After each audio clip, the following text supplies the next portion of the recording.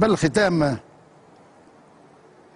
هذا مش سر على رجالات الدولة متاعنا اليوم، لأنه بعد هذا الكل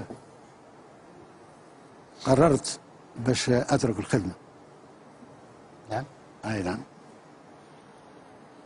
نعم. أي أترك الخدمة بموجب الحد العمري وسنة الله في خلقه، لأني كبرت أكثر من اللزوم، والحمد لله اللي قدرني باش قدمت الكثير وأعطيت الكثير،